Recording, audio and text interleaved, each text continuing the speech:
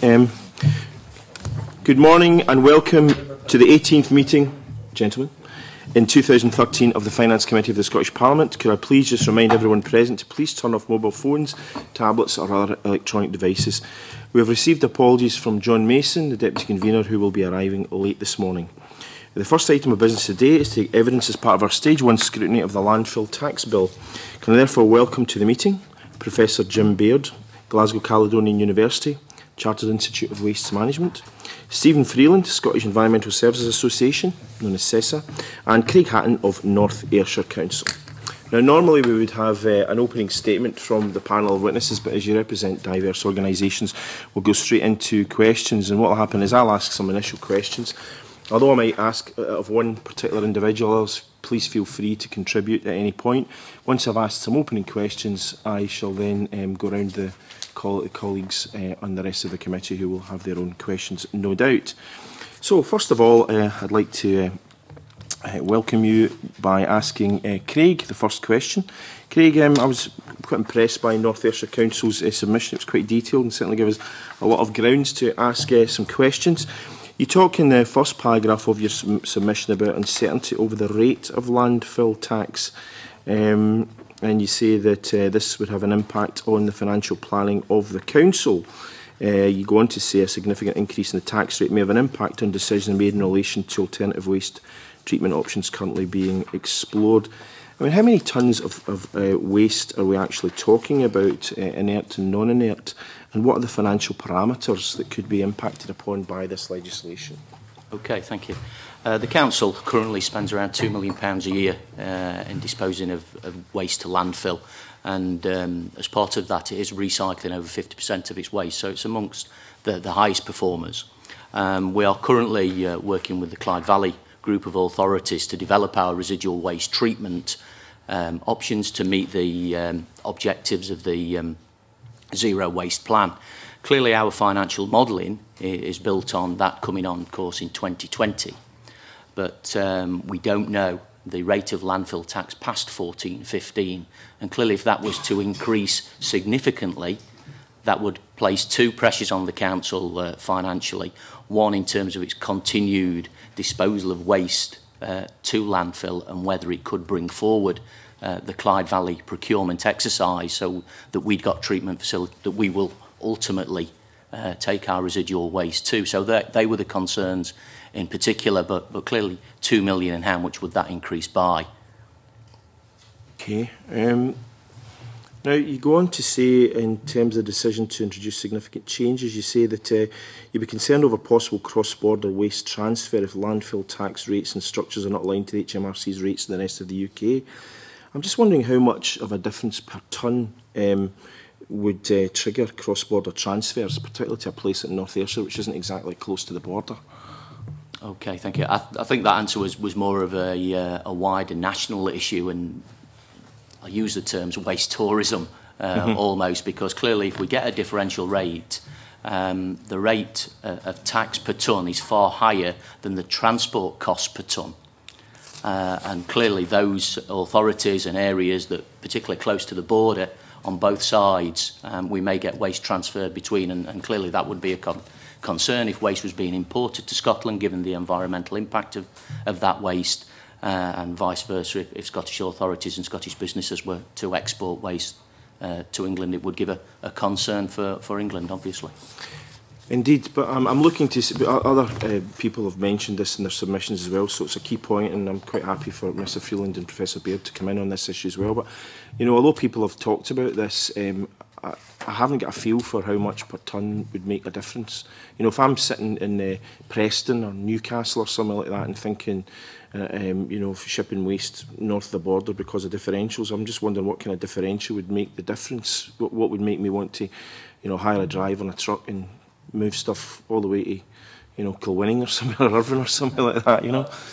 I think it will be a closer issue, depending on the differential, clearly, and that would be an area perhaps we could get some more detail from the transport industry on. But at the moment, we're probably looking about, I think the last figure is about 15 pence per tonne per mile, and perhaps some of the industry experts may be able to provide some further clarity around those prices. And if you're thinking that you probably get between 20 and 24 tonnes of waste on an articulated lorry. You just have to work out the calculation around that. Okay, that's fine. And Mr. Freeland, have you got There's also, I quite agree with that, and depending on the extent of the differential would make it more viable for the waste to travel greater distances. There's also another consideration there, that if there's a marked difference between England and Scotland, it could actually increase fly tipping in Scotland, with businesses in Scotland taking umbrage at having to pay higher rates of disposal charge for their waste. Could potentially increase rates of fly tipping as well. That's another consideration that we need to make.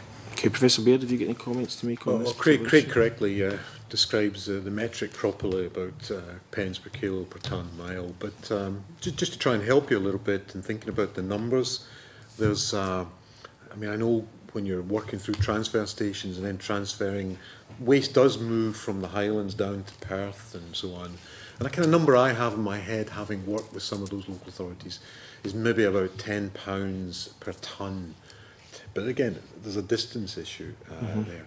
Would point out that Mersey Waste Disposal Authority, or at least the disposal authority looking after Mersey, Liverpool's waste, there was an announcement last week that material is actually going to a contractor based in Teesside. So the idea of waste moving around and finding the market is fine and acceptable, and it happens on prices. But what you will do if you start to create a big differential, maybe, I don't know, but that £10 a tonne, start to create a differential, waste will migrate, it will move elsewhere. Is this a matter that you see in the continent of Europe? Because obviously you've got dozens of different countries over there. I mean, there's 27 EU member states and plenty of other countries besides. Is this something that happens a lot on the continent, for example? Where obviously you would expect to have different differential rates. Yeah, okay. It's interesting, been looking at this from a hazardous waste movement point of view. We're in a single market. Waste does actually move around Europe to where it can be treated most effectively with the right technology, particularly hazardous waste here. So waste moves to the Netherlands and Germany, you know, sophisticated, well-developed countries where it will then be treated. So there's a lot of hazardous waste movement in and around Europe, and that's quite legitimate because it's the market. The danger is that we're creating a differential on a taxation system here that just might create movement that might otherwise we don't really want. We'd rather found the market rather than pushed by regulatory taxation. Indeed. Just back to yourself, Craig, in the North Ayrshire submission. I mean, you talk about illegal activities, basically where illegal activities such as illegal dumping, fly tipping, and illegal transfers found the Scottish Government to ensure full cost recovery policies are implemented. I'm just wondering if you have any idea. I asked last week the witnesses whether or not they had an idea of the extent of illegal dumping. If it's illegal, obviously makes it difficult perhaps to quantify, but is there many incidents of that, for example, in North Ayrshire you're aware of over the years? I think fly tipping affects the UK as a whole, and certainly has increased in the last 10-15 years. Fly tipping continues to be a problem for all areas. I haven't got the figures to hand in terms of tonnage around that. I think our last estimates were about 1,500 tonnes a year of fly-tipped waste within North Ayrshire. Yeah, North Ayrshire is about 2.5% of Scotland. I don't know if you could extrapolate that, but clearly it's obviously that would mean 60,000 tonnes in Scotland if that was an average. I don't know if Professor Baird or Mr. Freeland have any comments on their knowledge of the level of illegal dumping and fly tipping. I would say there's two problems associated with illegal activities, dumping. There's fly tipping, which is a social, public, small-scale individuals, and you know it's a constant problem to local authorities. I don't know what the cost to local authorities is. I do know that the Environment Agency down south produced their first waste crime report, and they kind of look at it in this form where local authorities deal with fly tipping. But serious waste crime, where you're actually getting people who are illegally dumping and treating it as a business, is an issue. There was something like 1,100 incidents or sites, illegal sites, not fly tipping, but the illegal operations of tyres and active waste coming in. And it's waste crime largely goes unreported. It's victimless, and it doesn't get recorded until maybe years later. I think we had an incident over the past couple of years in West Lothian that probably has drawn the civil servants' attention to this, in that probably the fines being set for the individuals involved in that case, and that's a documented case, you'll find it if you look for it, had they also been required to pay landfill tax on it, I think there have been 3 or 4 times the amount of fines being recovered on taxation as well. So it's a way of penalising waste, illegal dumping. And do you think the proposals that are being put forward in this bill are adequate in terms of addressing that? Are we on the right track in terms of that? I think it's quite a welcome addition in the bill. There'll be powers to be able to recover avoided tax from illegal sites, and that's something that's currently absent from the existing regime. Okay, because we actually had a big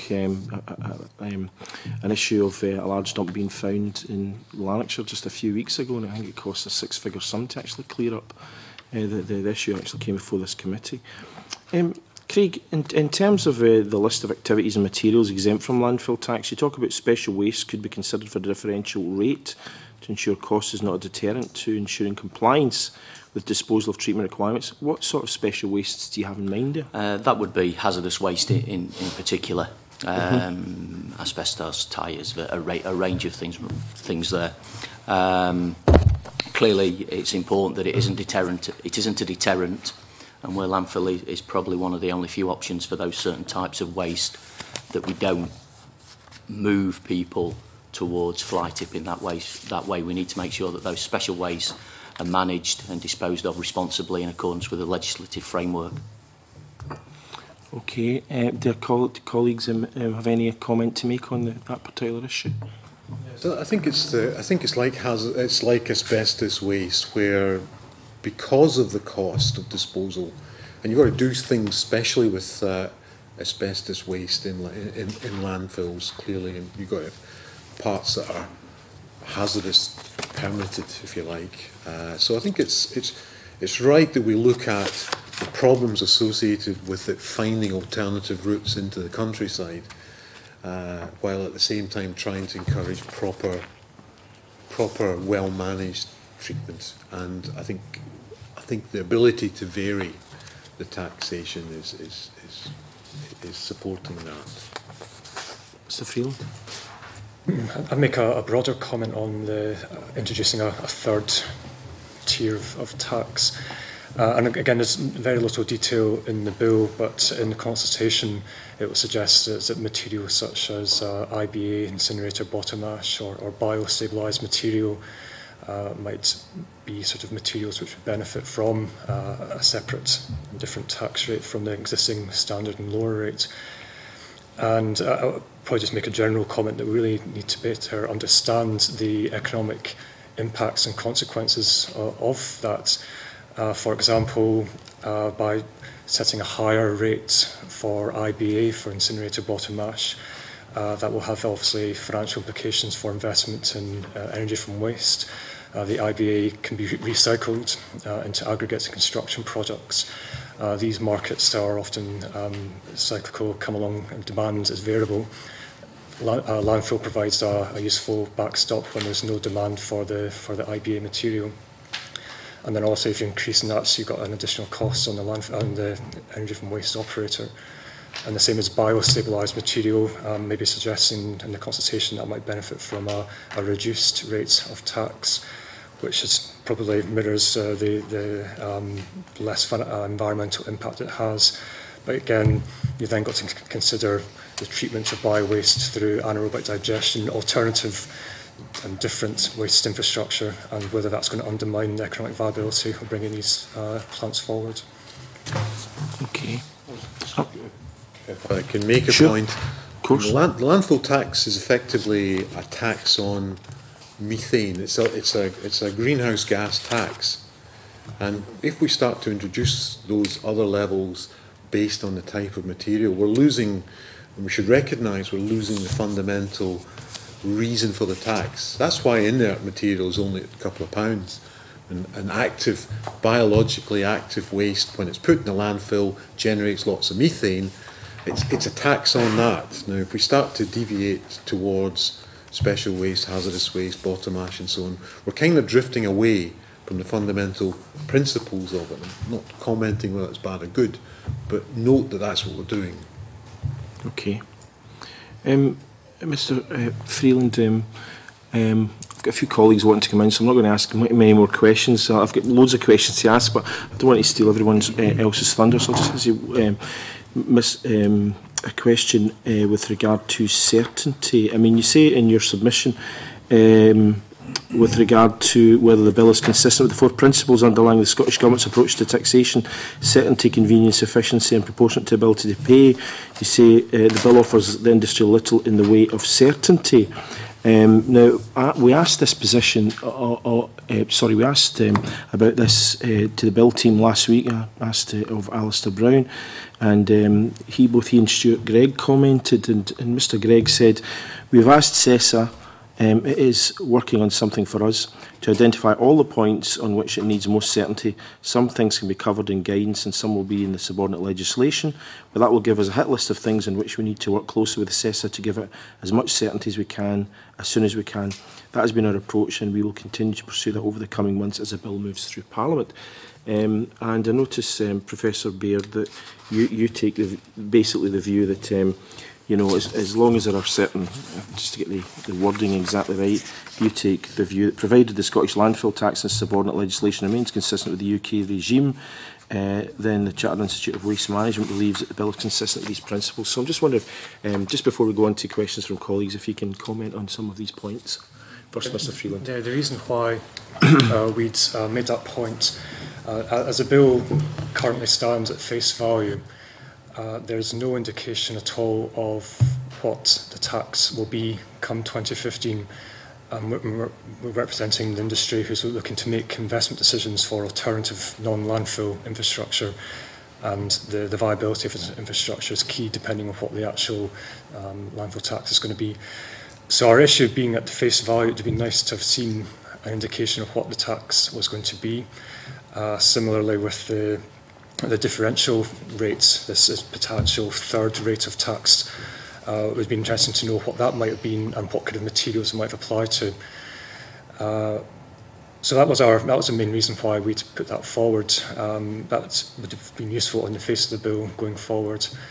I acknowledge the points there that Stuart Gregg has made, and we have actually convened a group within our organisation to look at some of the points, particularly on the qualified material and such like, which we'll be making available to Dr. Gregg and his colleagues very soon. Sir BAIRD? Yes, the bill really just seems to be taking the powers, and compared with when we submitted a detailed response to the consultation where we talked about qualified material and so on. So I think we're probably watching and waiting to see and be consulted on the next stage, because as Stephen says, it doesn't even set it promises to come in 2015 at the same rate, but there's no guarantee on that. There's nothing on qualifying material. The only thing it brought forward that I thought was new was the idea of targeting illegal dumping. It brought forward the SEPA regulatory role. I don't know if you want to ask a question on that, but I'll leave my colleagues to ask more of some of these kind of questions. All of it's going to follow in secondary regulatory, and we'll engage in that process at that time. I think that's right, in that if the promises that were being, all the promises that have been made, that there's no intention to dramatically rock the boat from the existing system, we'd be happy with that. We've got no issue with powers being devolved to the Scottish Government on this matter. It's just that in the bill, as it stands, there's nothing to suggest that that is the policy intention. Craig? I think it's just to enable that medium and long-term financial planning for local authorities at a time of increasing pressure on the public purse, and for our waste decisions going forward. Clearly, we would like to see what the rates will be post 14-15. Okay, thank you. Right, I'm going to open it up to colleagues who are all champing at the bit. Jamie, followed by Jean. Thank you, Convener. Most taxes are obviously designed to accrue revenue to the public purse, but I suppose this one's slightly different in that its primary purpose is more to reduce the amount of waste going to landfill. What's your assessment in terms of this bill achieving that aim?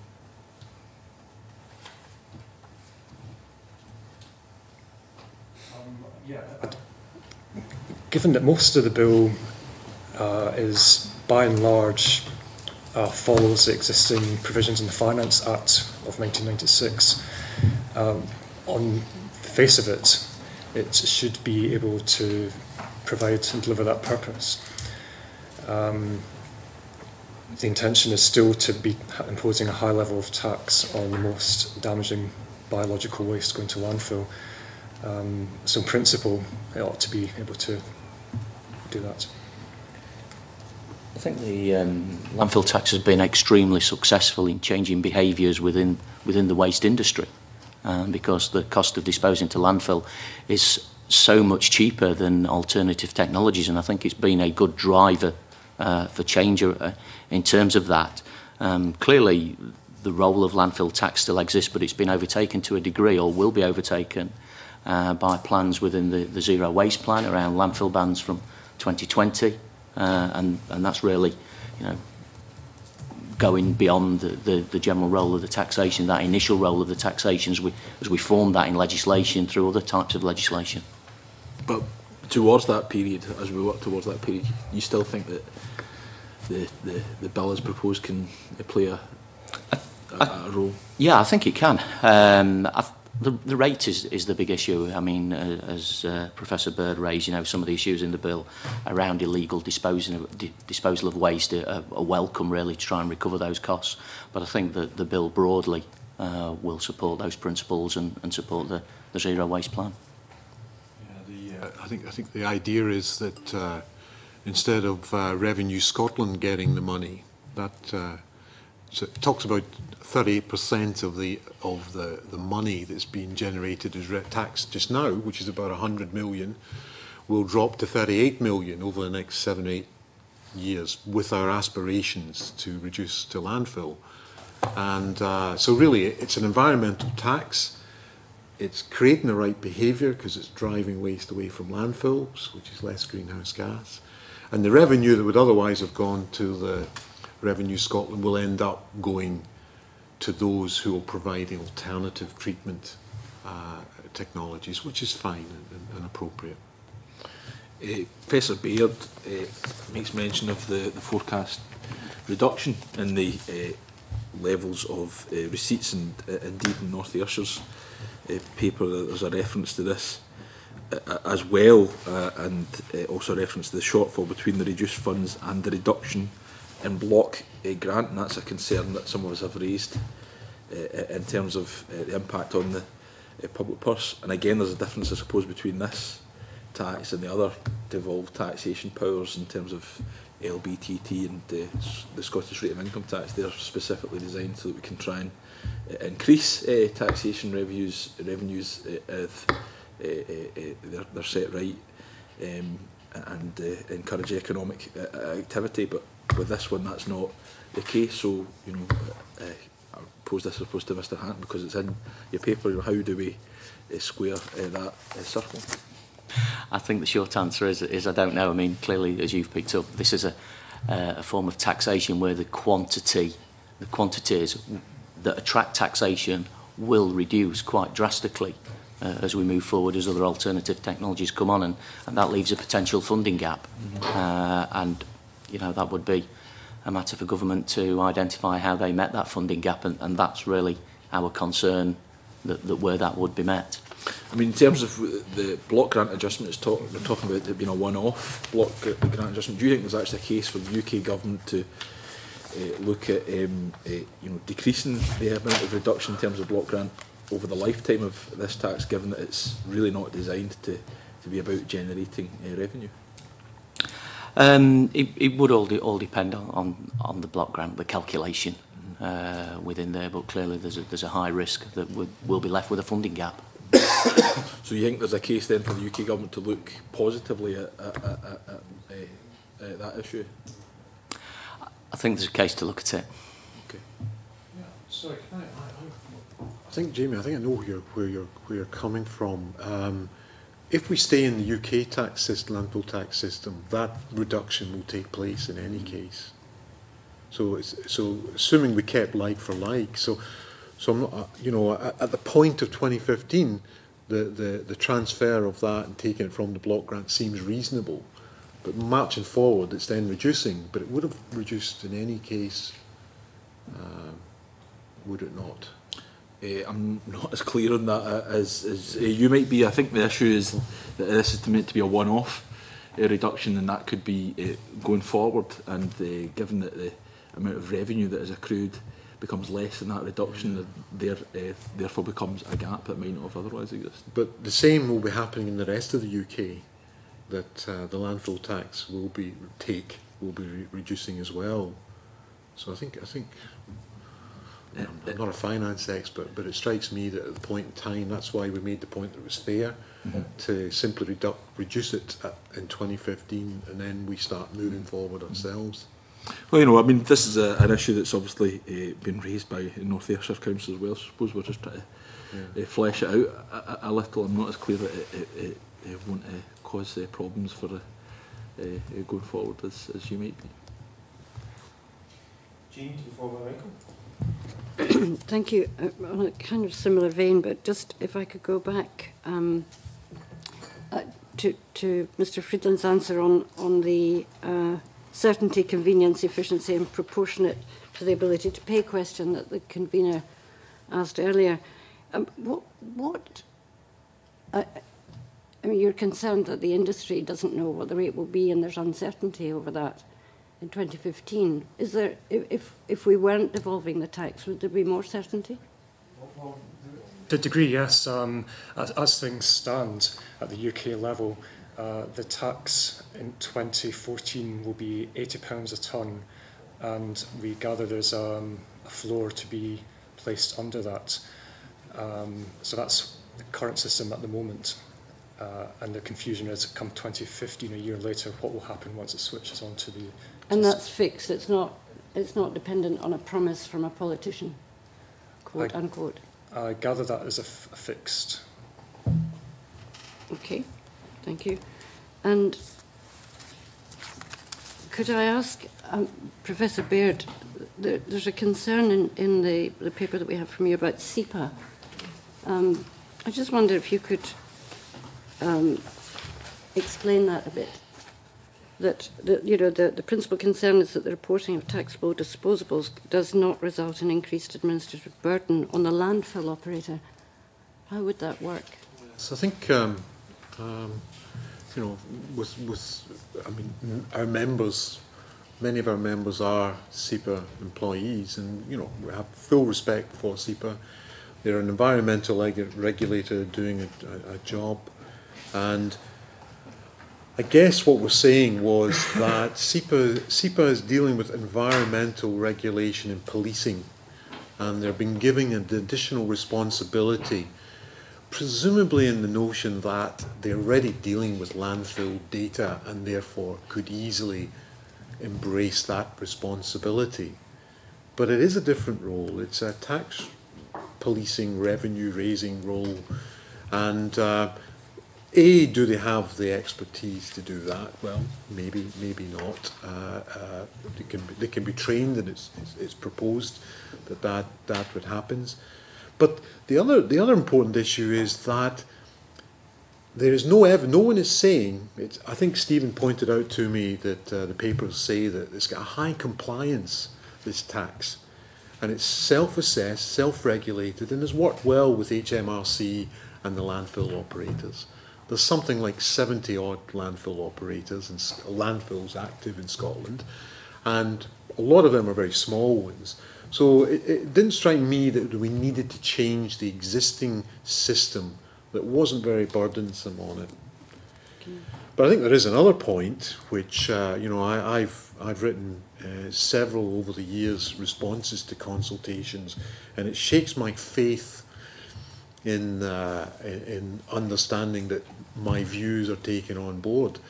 That Here we have a waste professional body that says, look, the system is okay. We also have a waste industry, who deal with the waste, landfill operators, largely saying, look, the system's okay. And somehow SEPA keep coming forward as the proposed mechanism. So you kind of wonder why you end up bothering to submit, as a personal view now I might add, why we bother submitting consultations when clearly there's a view coming forward to say that why change it? There's no requirement, there's no evidence to say that changing it will improve it or that there needs to be a change. You get my point. Yes, I do. Thank you. And just finally, if I could ask everybody, we've talked a bit about recycling of waste and using that, and Ayrshire has done well in increasing its amount of recycling. Are we confident that, well, we've talked about the reduction in tax and therefore there's a gap, a funding gap for the government and councils, but are you confident that we're seeing continuing increases in recycling and that these targets are realistic? Okay, I'll speak from the North Ayrshire perspective. We agreed a waste strategy probably 18 months ago now that sets our aspirations for the future. We're already recycling in excess of 50%.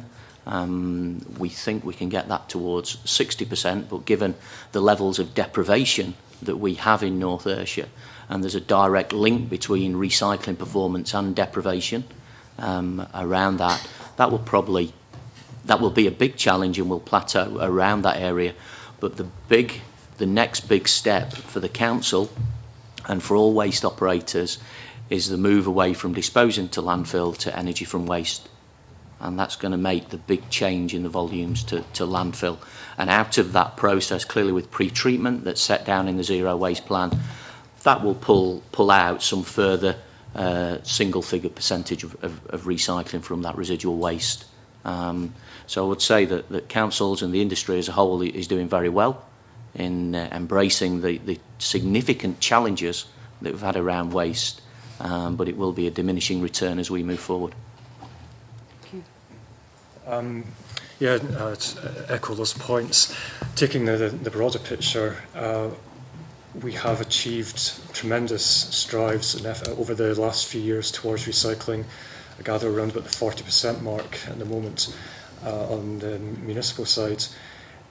Going forward, the yearly increase in recycling has actually been decreasing year on year now, as it's becoming harder to extract more material for recycling. Achieving the 70% targets is going to require a momentous effort. Confident that maybe the new regulatory framework that takes place as of 1st of January next year will provide a bit of a boost. There's going to, particularly in the food waste, there's going to be more food waste diverted from landfill into recycling. So that should certainly help with the boosting the recycling rates.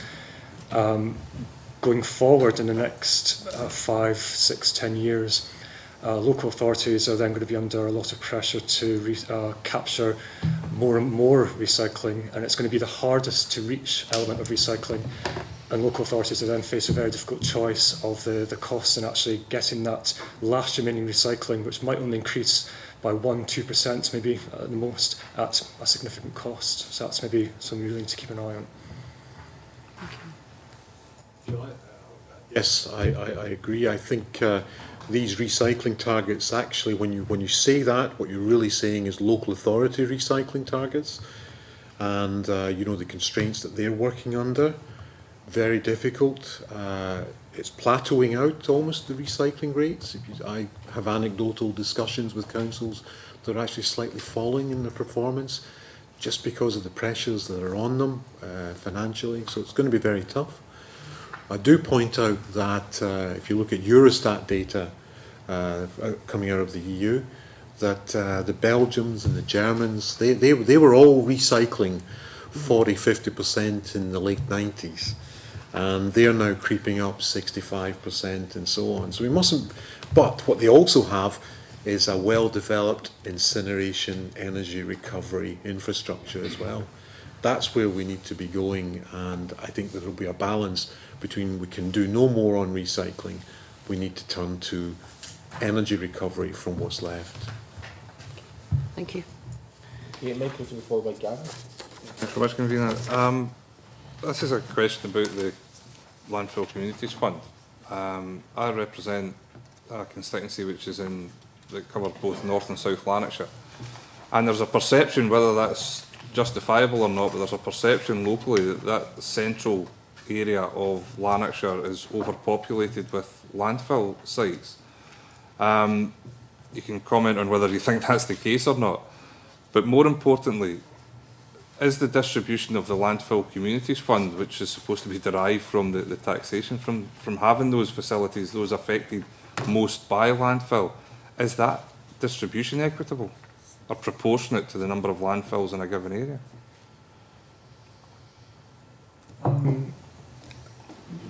Obviously, I'm not close on the landfill community fund myself, but from what I gather, the existing system is deemed to work well in distributing the funds to the right kind of projects.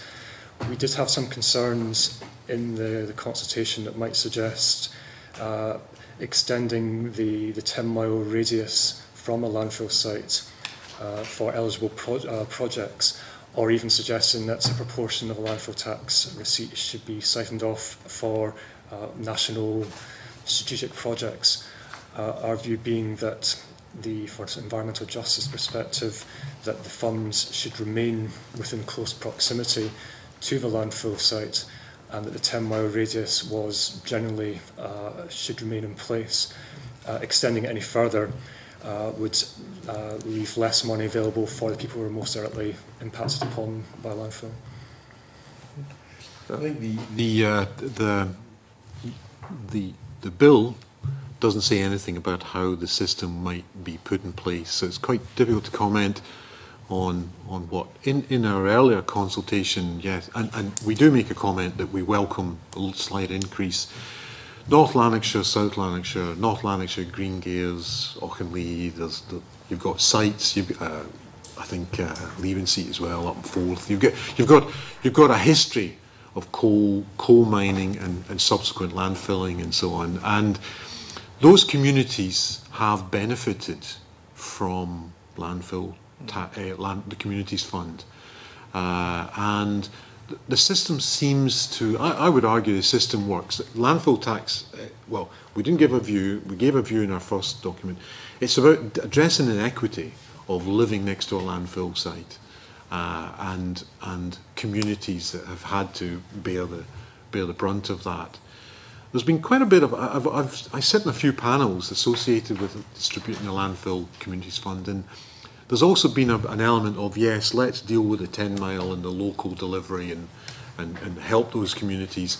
There's also a little bit of biodiversity and taking some of that money and kind of making it into projects that are non-specific to areas but address wider biodiversity funding. So those who are delivering the mechanism and delivering the Communities Fund are being quite creative about engaging. There's a very good network of people.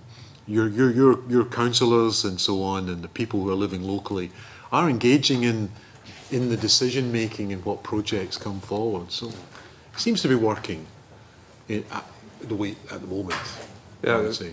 That's one thing that we have noticed. When the local communities in my area are aware of the funding, because they know they can draw it down, because they're aware that the landfills are all round about them. And really importantly, it levers in other money. You know, it's not just that money. You could get £30,000 for a project, but that 30,000 then helps you get with heritage or lottery funding and so on. I've seen those kind of projects. I know a lot of communities that have benefited in that way. But the danger is that as this new bill comes in, that this might be seen as an opportunity to look again at that sort of distribution mechanism. And my concern would be that communities that are affected by landfill start to lose out on the distribution of the funding. And I just wonder if you share that concern. Well, it will, if it's going to drop by 2/3. No, but I mean that the money's going out of the geographical area to other areas not as adversely affected or impacted by landfill. I think we need to wait and see what comes forward. from government on that. Thank you. Gavin? Thanks. Question to Mr Hatton. First of all, in the North Ayrshire Council submission, you state that advanced warning of tax increases would be needed. I just wonder if you can flesh that out a bit as to what sort of length of time you would have in mind. Okay, thank you. Given the challenges to the public sector finances, we're looking to plan further and further ahead. And if I give you two examples, the council set a 2-year budget last time and has got a 10-year financial plan, so that we can plan in advance for the significant changes the council needs to make to face these challenges. So clearly, the greater the period, the better. And I think one of the big pluses from when the current rates of landfill tax were set, probably 2 years now, up to 2014-15, allowed us that longer term planning, but also to build business cases around alternative treatment arrangements, because these procurement exercises take about 5 years. So we need quite a good lead in, one, to manage the public finances, but secondly, to enable procurement exercises and new methods of collection to be developed over that time. If it's too short, we may react and make the wrong decision. And I think that longer period does allow us to evaluate decisions more carefully. Okay, so I mean, I just wonder if you could be more specific. If this tax goes live in April 2015, what would you say to central government about when the rates ought to be set? Well, I would like to see it at least 3 years in advance, really. So when the tax is set, what's it going to be for the next 2 or 3 years, that level of taxation? So, okay. That will give us the clarity to allow financial planning. So when it's set, you'd like a 3-year projection. Yes. When should it be set, though? If this tax goes live in April 2015, when would you call on government to announce publicly what those rates would be? As soon as practicably possible. Can you be more specific than that? I don't want to press it. It's just as a committee we have to make a recommendation to government. I mean, okay. So the council will start its budget setting exercise in September for the small gap we need to make up in 14-15 and then 15-16. So we need, as soon as possible. I mean, that's all I can say. Yeah, okay. But okay, I won't press further. I'm grateful for that. Okay, thank you. Sorry, I did have one more question specifically coming from your submission, okay. but I'm interested in if other panels have views on it. You put forward a suggestion, anyway, that materials such as protection for the drainage layer could be exempt from the tax. Now, I just wonder, from your point of view, is that a specific policy proposal that should be enacted in this bill, or is it something that in the course of time ought to be looked at? And I just wonder if other panellists have any views. Are there other materials that you think ought to be changed either immediately or at least or in something more in the medium term? Okay, I think from the landfill operators together could perhaps get together and submit a range of examples around that, but clearly the distinction between materials being used for engineering works, not attracting that high level of the higher level of taxation, and ourselves as a council, along with a range of landfill operators, have had a number of ongoing cases with HMRC between this distinction between engineering materials to protect liners, protect drainage, make up roads, and the level of taxation that's been applied to those. Now, clearly, going into all that legislation and legal work with HMRC is time-consuming and expensive. So perhaps if we could have a look at that, per se, from an industry perspective, that would be most useful. But in terms of the council's position, is it something that you would like the government to do in advance of April 2015, or is it something that you think should happen after that? Well, clearly, again, at the earliest opportunity, we're paying higher rates of tax on material that we think are fundamentally used in the construction and operation of the landfill site, as opposed to disposing of waste that's being collected. Okay, that's helpful. I wonder if other panels have views on the sort of list of materials. Yes, it's been one area that's been in the trade press anyway, at least quite a lot over the last year and a half particularly, and HMRC has been issuing rolling guidance, particularly over the summer of last year, trying to explain this very complicated issue. From what I gather now, the view being that if it's the waste has been used for a permanent engineering feature or structure on the landfill site, then it's not required to pay the full disposal tax. But given that it's almost been this rolling guidance, it would be quite useful for the Scottish Government to adopt a sort of strong position up front on where they are with this. I wonder if Professor Baird has. The point is, about 2015, a lot of this secondary guidance, legislation, regulations all need to be in place for then. Mm-hmm. So it wouldn't be a good idea to be discussing what qualifies and what doesn't after 2015, because the mechanism's in place. Stephen's saying, yes, there's, you know, over the years there's been iterations, there's been loopholes. Some might argue HMRC have tightened it up, brought clarification. So there's been an incremental definition of what counts and what doesn't count. And a good starting point is either to look afresh at that, but take what HMRC have come up with and move forward with that. Thank you. And last question, if I may, just this is directed at Professor Baird and Mr. Freeland. Both of your submissions suggested that while welcoming the extra powers that SEPA would have for taxing illegal or criminal activity, you both put forward the view that SEPA would need additional resources in order to make this power effective. I just wonder if either of you at this preliminary stage have views on what kind of resources you think SEPA need in order to make these powers effective. Well, the general view from us there being that, as it's been said already, SEPA's primary role is environmental protection, sure, such like by bolting on these tax collecting powers as well, you're almost diverting away from their primary focus.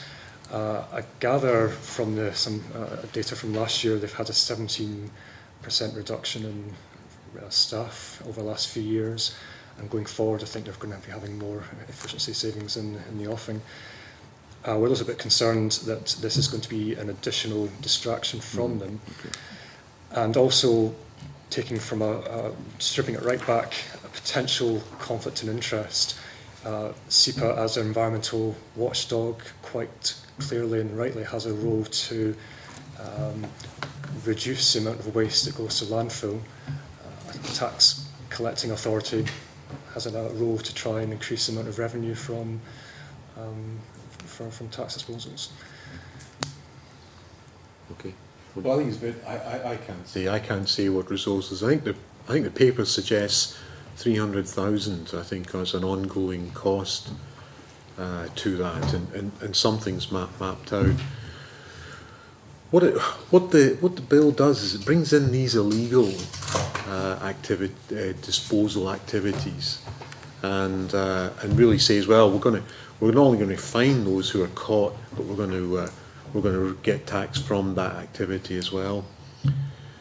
Really, those illegal activities shouldn't be occurring in the first instance under the current system, regardless. So it's clearly an issue of, yeah, maybe they need more resources in order to manage, watch, inspect, engage with, and deal with reported incidents. And I think throwing in the tax raising opportunity around illegal disposal really says, well, they really need to pay attention to having the resources to deliver on preventing unauthorised and dealing with unauthorised disposals before it actually gets to a point where there's 20,000 tonnes being put in a site that shouldn't have received it. So if they are going to do it, then make sure they're equipped with sufficient resources. Okay, that's helpful. Thank you. Thanks, Ian. Well, I was going to start by asking about that very issue, so I think it's mainly been covered. But I mean, I was curious about the 300,000. I mean, is that, in terms of what's proposed, is that supposed to include this work in relation to illegal deposits, or is that just an oversight. But I suppose my more general question was, you know, how could the regulation be achieved, considering that deposits of this nature are usually made without knowledge of the authorities? And I suppose what system is in place at present to monitor and prevent deposits, because presumably it's illegal at present. So I'm just wondering how that's done at present and how it's envisaged it would be done in the future. Yes. That's the point I'm making. We don't know to what extent this is occurring, and it only occurs when we get prosecutions coming forward or SEPA issuing notices. So it's a difficult one to quantify, and it's whether or not, by giving the ability to raise, to collect the tax from both authorised and authorised, that should we not be looking and making sure they've got adequate resources to tackle the illegal activities. Okay, well, that's had a reasonable hearing, so I won't say any more about that. I mean, I was interested again with Professor BAIRD in your statement earlier. If I picked you up correctly, you said, well, some of the money, a lot of the money from the tax would be used to encourage more environmentally friendly methods of disposal. I wasn't sure about that, but I suppose the related point on terms of the money is, you know, how much of the tax currently goes to the community fund and how much is proposed under the...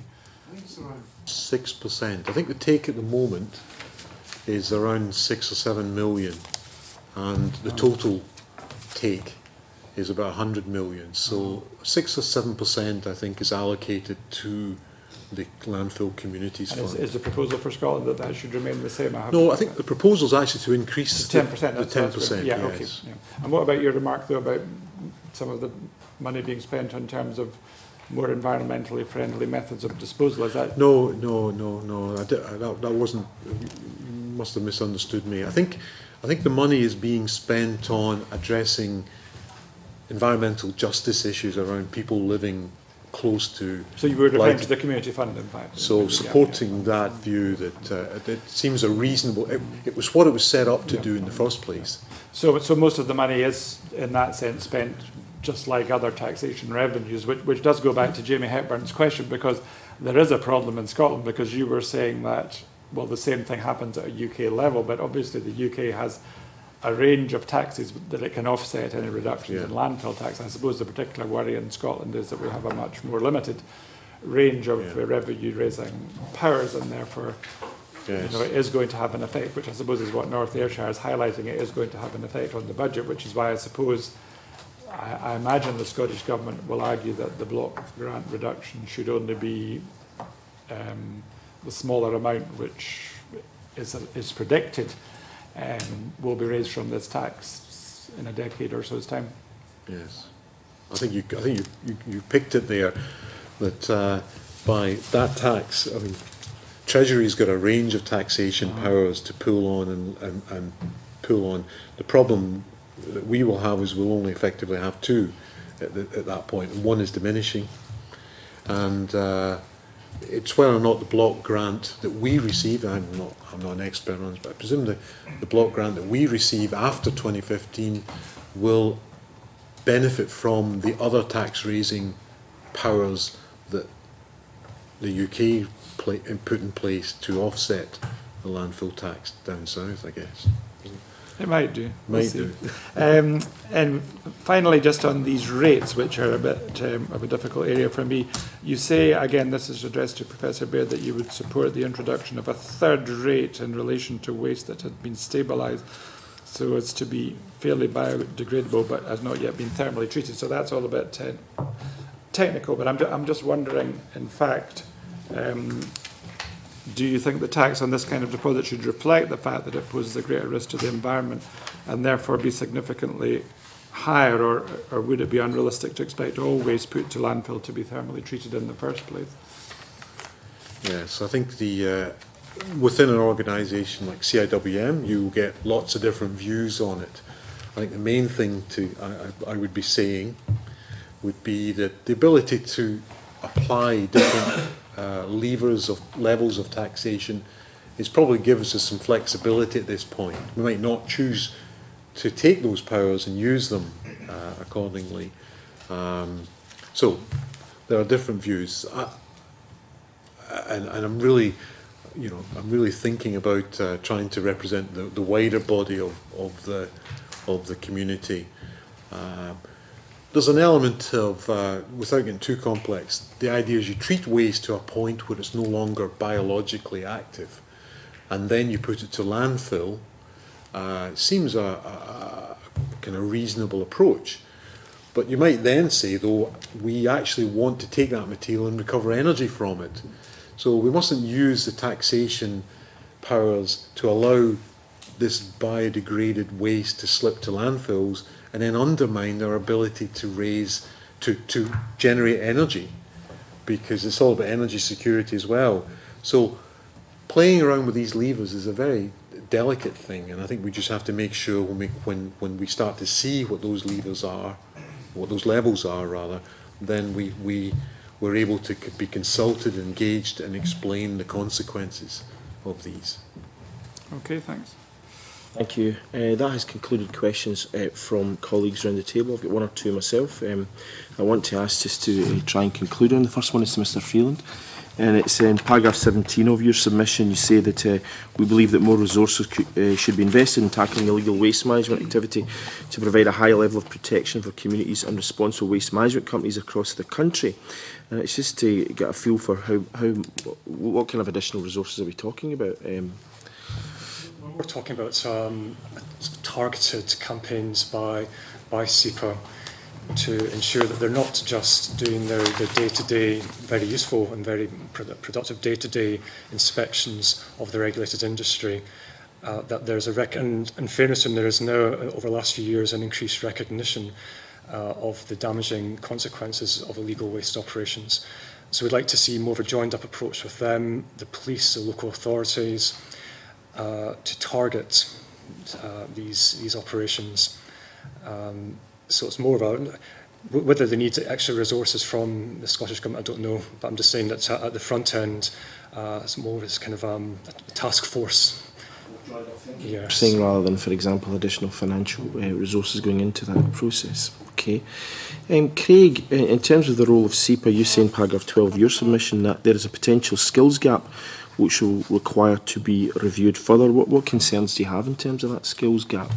I think it's a bit that SEPA are an environmental regulator, and clearly there's a lot of good work that they do and continue to do around that. And we see that as the focus of their business, really. If we bring on tax collecting powers, then clearly they'll need to have people who have got those skills there, because I would doubt they've got those skills at the moment within SEPA.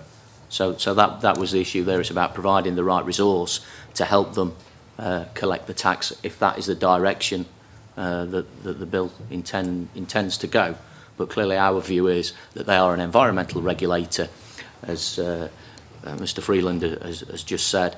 We've still got a big issue about illegal waste activities, and we need SEPA to be focusing on those activities.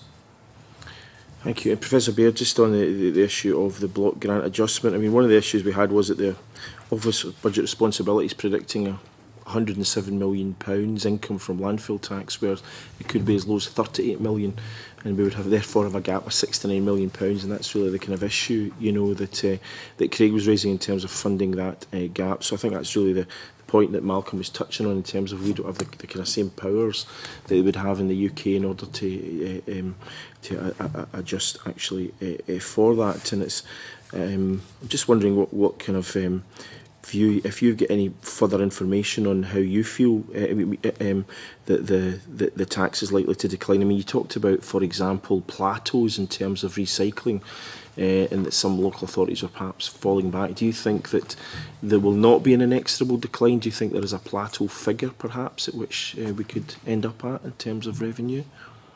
Yes, I think the point I think broadly made is that recycling there'll be incremental improvements that we'll make, but they'll be incremental and small over the years.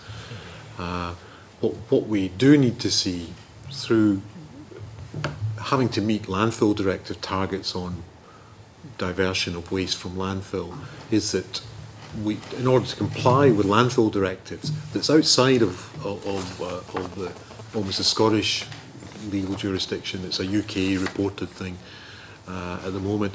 We will have to divert waste from landfill, and the solution is technology on energy from waste.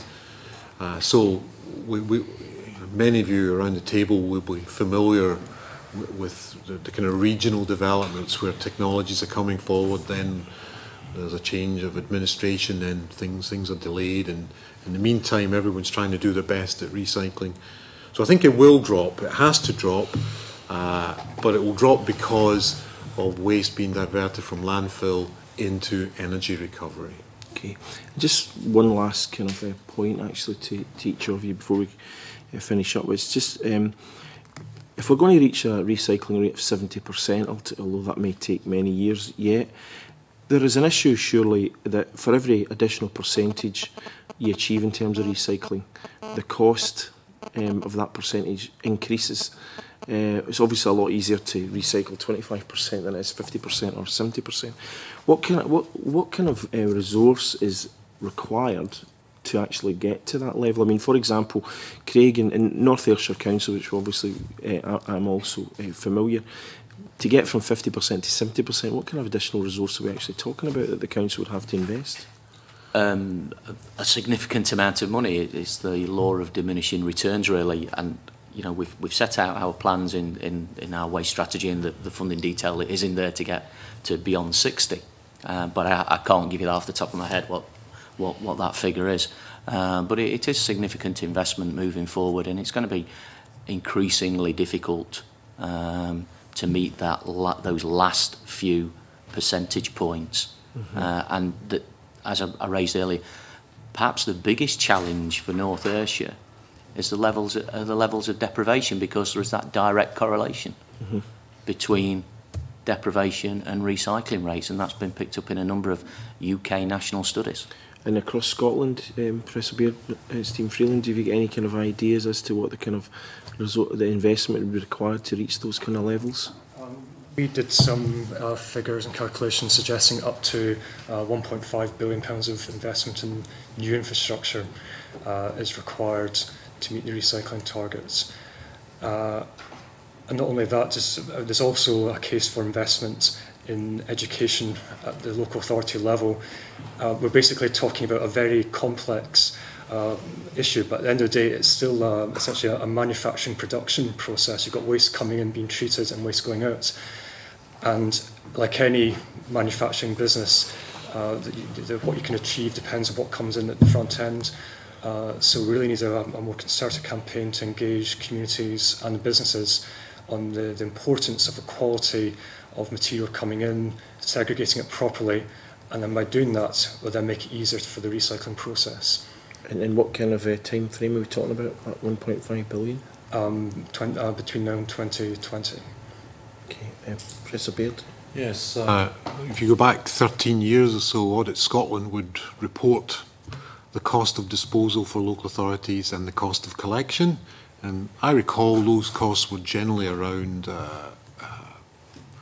£50 to collect per tonne and £50 to dispose per tonne. I recall that was roughly what it is. You're right. We've pursued. We've not got a tax sitting in there that's significant of well, £72 at the moment. So you're right. We are introducing additional and complex collection services. We see local authorities making better use of resources by moving to 7-day collection, utilising infrastructure well. We see higher standards on engineering for landfills. So the costs are all increasing, and I think councils are working very hard to try and deliver service within budgetary constraints. But next step is on food. We're all going to be getting food waste under the new waste regulations collection. That's a cost. That's a cost to our communities. And I think quite often we don't necessarily own up to the fact that these additional services and these additional higher level fruits that we're trying to pluck are actually costing us more per tonne than some of the easier materials. And maybe we're amiss and a bit disingenuous to ourselves around this. Okay, that's interesting. Just before we finish, any final points anyone wants to make at all with regard to the bill? Anything we haven't covered? Okay. Well, thank you very much for your answers, and thank you to colleagues for their questions. I'll now suspend for a few minutes in order that members can get an actual break and we can change witnesses.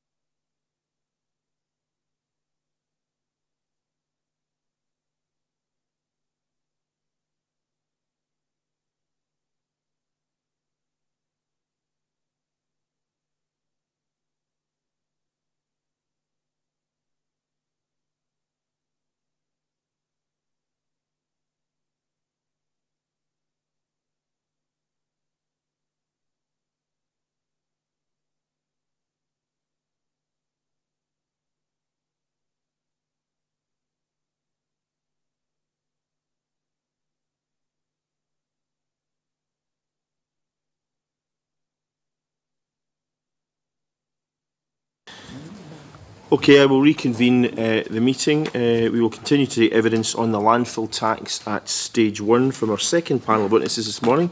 Can I therefore welcome to the meeting Lloyd Austin of RSPB Scotland, Willie Beattie, Scottish Landfill Communities Fund Forum, Lucy Graham of the Scottish Wildlife Trust, and Paul Johnson, Community Resources Network. Now, we don't have any opening speeches, so we're going to go straight to questions, and as always happens in such cases, I usually ask the first few questions, then we'll open things up to colleagues around the table.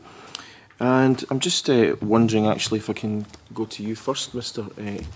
Johnson, with regard to your submission from the Community Resources Network Scotland. You say in paragraph 4 of your submission that the old 10 mil rule in terms of the Scottish Landfill Communities Fund would mean that very few communities could actually benefit from such a fund, and it would seem appropriate to open the fund to organisations outside the 10 mil radius of landfills, and go on to suggest that the communities that benefit should really be, rather than communities, it should be organisations involved in waste reduction, reuse and recycling, which I have to be honest looks a wee bit like vested interest here. And just wonder if you could comment on what Professor BAIRD in the previous panel said, Professor BAIRD of Glasgow Caledonian University, who said that the 10 mil limit, it was important to retain to address the inequity of living next to a landfill site. I think it would be best to characterise what we're saying as a kind of two-tiered approach. Now, I know in the previous committee meeting you'd had that issue raised, and I think it was Mr. Mason, MSP, had raised that particular two-tiered approach issue at that particular time. Our two-tier is one where you would want to have something to deal with mitigation, environmental impact and mitigation around a landfill site. But as we know that there may be fewer of them. But if you are to widen it to go out of providing a landfill tax beyond a radius around and mitigation measures, environmental impact mitigation measures, then we're suggesting that you focus that on those organisations, not necessarily our members, but a large number of them would be, where they will address the issues of waste, basically create, our organisations are living and breathing zero waste. We are trying to create the circular economy. That is what CRNS is about. It's a resources network of all of the organisations which deal with that. So yes, I'll hold up that there's an interest in terms of all of our organisations being able to deliver. But that is our fundamental interest, and that's why we think that if you go out of the principle of mitigation around a landfill and go national, then there should be a strong focus on that use of to create a resource society. Okay, I'd like to I'll let Lloyd Austin in next, but I'd also like to hear what Mr. Beattie and Ms. Graham have to say about this particular 10 mile radius issue. Mr. Austin. Yeah, thank you, Convener. I'd like to make 2 points. First of all, on the so-called 10 mile rule, I'd point out that the actual legislation is the phrase "in the vicinity of," and 10 miles is used as guidance. And I mean, I think we found it quite useful, and I think I would refer back to the kind of issue that what the objective of the community fund is, and that is that it's a means of using a tax on an environmental bad to address an environmental injustice, and I think some sort of linkage to the location of the landfill site is important for that reason. Having said that, I think there is a need for a degree of flexibility, which I know does exist in the way it's worked at the moment, particularly in some parts of Scotland, the Highlands and Islands in particular, where geography is such that a hard and fast 10 miles can be a bit limiting. But I think this linkage to where there is environmental injustice is an important principle in the way it operates. And in that sense, I think it's also important to realise that the objectives of the fund must be about seeking to achieve government environmental objectives, one of which is zero waste, and there are many policy mechanisms used to try and achieve zero waste to landfill, and landfill tax in itself is one of those.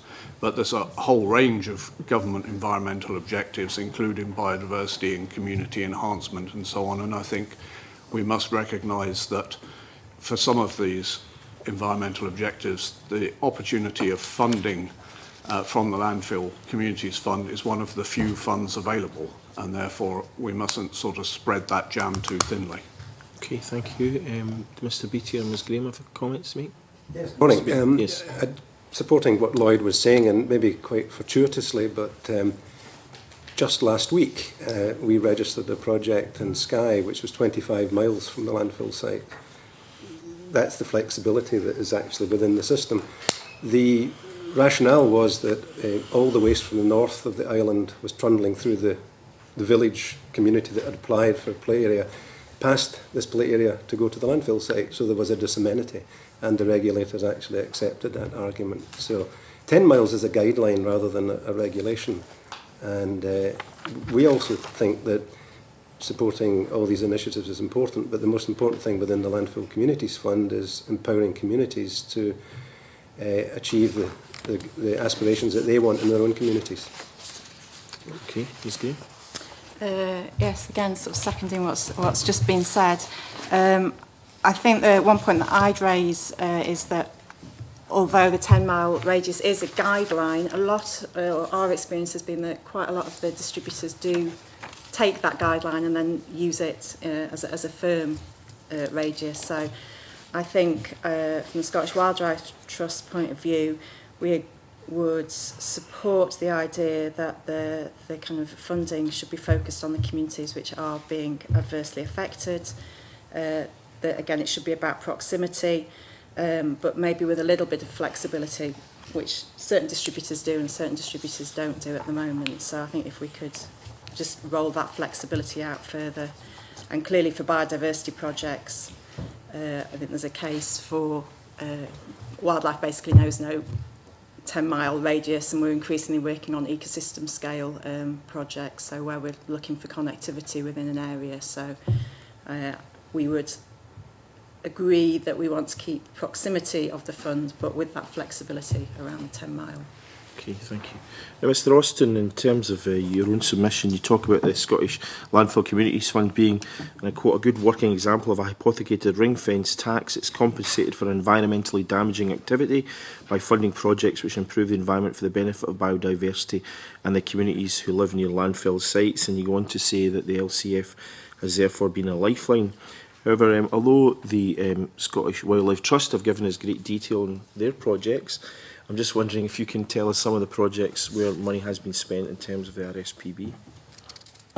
Yes, I can give you quite a lot, but there's included things like our wildlife ranger and interpretation at Kelvin Grove in Glasgow, working with the Countryside Project in Aberdeen, the development of our Loch Winnock Nature Reserve in Renfrewshire, and work on our Ayers Moss Nature Reserve in East Ayrshire. So, you know, a number of projects across the country related to the delivery of biodiversity, the interpretation of biodiversity, education about conservation, opportunities for people to get out into the countryside and enjoy wildlife. I mean, those are our core activities, and those are the things that the funding has been used for. And I think one important point to note was something that one of the previous panel you mentioned, was that funding from LCF, in a sense, it comes from the landfill operators, and it's seen as private money, and therefore it enables us to lever in additional money from Heritage Lottery Fund or SNH and other sources, and so it can very often be a very helpful pump priming pot of money for getting projects off the ground. Other panellists wish to comment on any projects that they actually have received funding through the LCF? Yes, well, you've got a tome here. Yes, we have given examples, but I think it would just be to make the point that the Landfill Communities Fund from the Scottish Wildlife Trust perspective has been very important, both in terms of the different scales of projects. So we've used it to fund some kind of quite small scale, particularly biodiversity projects in localities on local wildlife reserves, through to major national species projects such as the Scottish Beaver Trial and our national Saving Scotland's Red Squirrels project. So big national, even UK-wide impact projects, which, again, LCF has been the lifeline for, really, particularly with the Beaver Trial. We've been awarded about £3.6 million and £1.2 million going to specific biodiversity projects. Yes, I'd say that 1.2 is probably an underestimate as well, because that's the projects that were specifically registered as biodiversity projects, but there's a cross-cutting element. So a project that's registered as access and interpretation, for example, will almost always have some biodiversity benefits as well. Mr. Beattie? We operate in 12 different council areas within Scotland, and that's my own company, not the forum itself. And we've done 750 projects. I won't bore you with them. Just mention 400 or 500. But perhaps the shining light for us is the community of Green Gears, just north of Airdrie, beside what used to be called the biggest landfill site in Europe. And we've done a suite of projects that we like to call sustainable green gears, which the shining light of that is the community centre and sports hall, which Cabinet Secretary Neil opened not that long ago. But it took about 7 years to get that project together. It was a big one. But they've had play areas, pathways, all sorts of things. The most recent bit was the final phase of the community park, which is best described as a linear walkway between the landfill site and villages. And the final phase was over very marshy ground, which would have been ideal for biodiversity and stuff. And not to disrupt all that, we funded a boardwalk instead of a traditional pathway. So we've spent about £2 million of Landfill Communities Fund money in villages of Green Gears and Watson. And these are our best examples. Okay, thank you. Mr. Johnson? Yes, a number of our members have accessed Landfill-Tax money on the past, but they sometimes find it difficult to put projects together which actually meets all of the criteria, just simply because they're active in active waste management, many of them, which doesn't meet some of the regulations. But their principle has been to try to divert waste, and to date, something like, our members have diverted something like 45,000 tonnes, and it maintains, and Landfill-Tax is part of the mix, which maintains 740 full-time equivalent employees in our sector. So being able to sustain those 2,800 volunteers in this sector is important for us, and that's why we think the focus should be on Landfill-Tax. Okay, thank you. I mean, turning to regulation, Ms Graham, you say that in paragraph 9 of your submission, we would envisage that any future regulatory role could be streamlined by dropping the information collection and storage function currently being carried out by Entrust. Could you expand a wee bit more on regulation, then I'll ask our colleagues on the panel to give us their views on regulation. Sure. I mean, from our perspective, I would say that the fund is actually it's a great fund to work with as it is. It is a relatively easy funder to work with and to report to. However, I think there are opportunities to kind of improve and, if you like, streamline the process, particularly, essentially, as an applicant organisation, we will essentially put together a project, take that to one of the distributors who will assess it against the various fund criteria, or give an approval or not. But even having then had approval, we would then have to go to the regulatory body, Entrust, who essentially will kind of then recheck that project against the fund criteria, store the various kind of records and process the data. So from our perspective, I think there's some doubling up there, basically, in terms of the record making, and it just slows the process down, and also, obviously, in terms of cost efficiencies, is a kind of an extra layer of administration, which reduces the amount of money that's actually getting to the project delivery on the ground. Okay. Mr. Beattie? It's very much a resource and time issue. The amount of information that we are being asked to provide on a regular basis is astonishing. I came back from holiday to find that they wanted by a Tuesday night there a complete breakdown of all projects in the last 3 years and the leverage on these projects. And I phoned up and I said, well, when we register a project, we tell you the total project value and we tell you how much LCF money is going into it. So you've got that information on your system. So interrogate your system. Well, I didn't know that was the answer. And then I said, why do you need this information? I don't know. And this is the kind of thing that I think you're talking about. There's these layers of admin that keep coming at us. And our view has always been, perhaps naively, I don't know, but we just, I don't think it's wise to take on a regulator, so we just do it. But it's extremely onerous and time-consuming, and it's a simple scheme. It's not complicated. We all know what projects are compliant and what are not. None of us would seek to get funding for a project that was obviously non-compliant, because it would be daft. You know? So you're saying basically that this could actually put off applicants, for example, in areas where there's a low level of community capacity? I think it does. Twice recently we've had people withdrawing applications because the questions coming back were just too complicated for them, and they gave up. Okay, which is pretty sad, actually, but that's the way it goes. Mr. Johnson, just a comment? Mr. Ross? I would agree very much with the two previous speakers. I think the distribution bodies are quite able to do reasonable high level of self-regulation. I think obviously government does require a degree of monitoring and feedback to enable it to report to Parliament and to the public to demonstrate that schemes do what they do, but I think it could be lighter touch than it is. I think Revenue Scotland and SEPA would be able to develop between them an appropriate mechanism, and I think the kind of new regulatory approach that SEPA are adopting in terms of their wider responsibilities, some of which is being introduced in the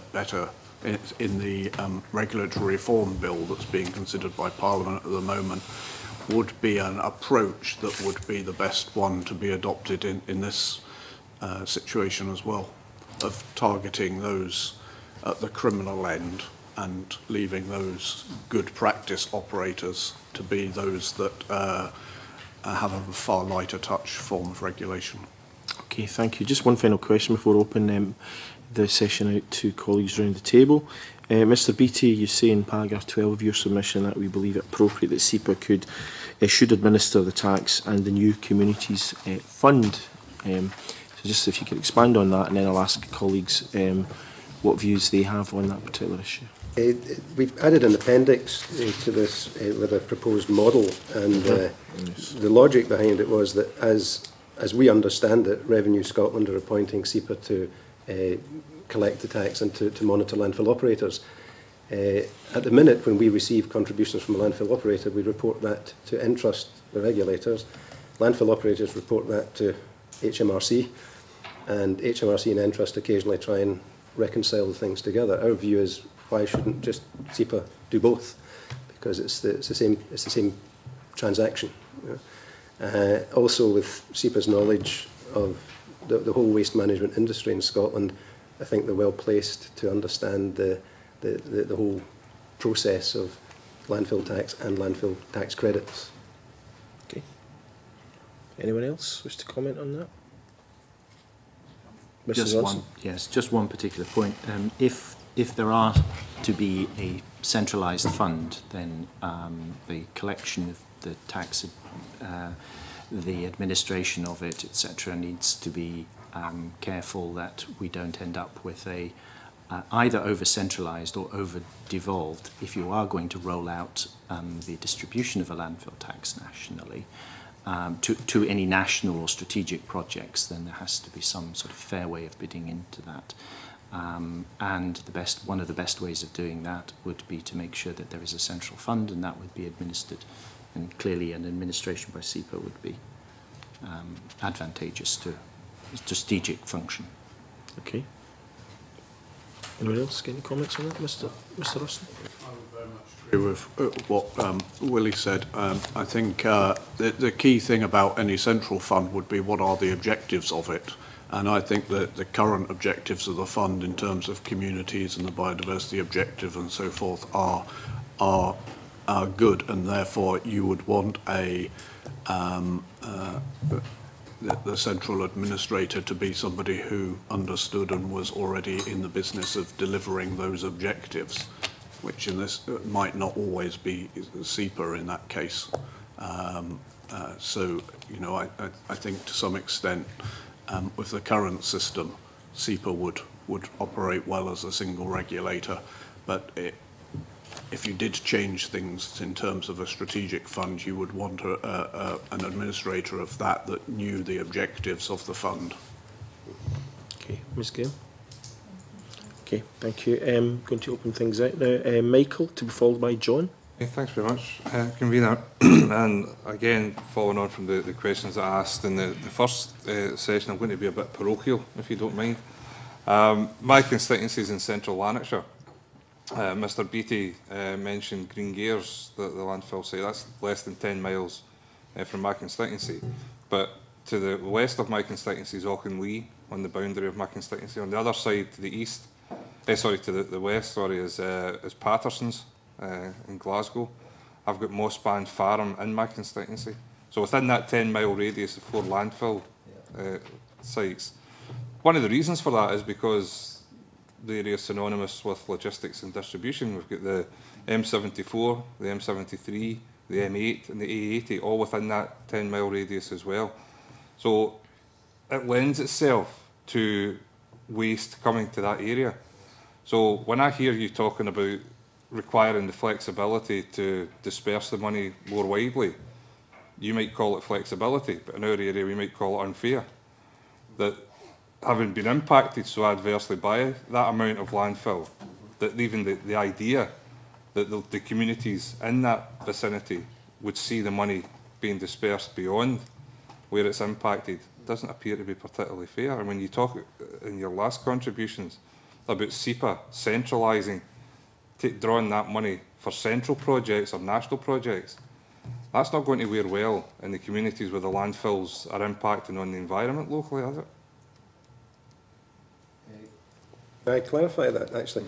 I mentioned earlier we operate in 12 areas throughout Scotland, and that's because we've got 12 contributors, landfill operators from those areas. We only spend money only in the areas in which the money is contributed from, which is why the Central Scotland constituency has had 196 projects to the value of 7.3 million, which is about a third of what we've done at our own organisation since the beginning.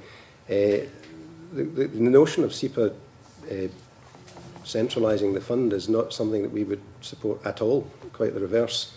We think the fund should remain the way it is, and it should be distributed locally because it's empowering communities. If it was a centralised fund, communities like Green Gears, for example, or Auchinleigh or wherever, because we're funded in all these areas within your constituency, would not find it very easy to access funds like that when they were set against the big boys bidding into a big centralised fund.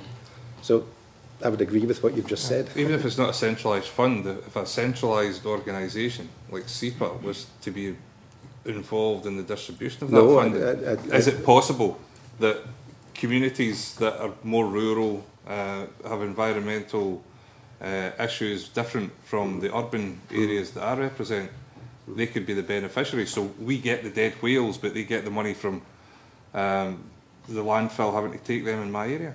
Well, in the case of my own company, I can let you have separately the details over the last 14 years. But the project I referred to earlier on the Isle of Skye is funded from money from Highland Council's Landfill-Tax credits So it's entirely appropriate to spend that money in that area. It doesn't take anything away from your constituency by doing that, because the waste wasn't generated in your constituency.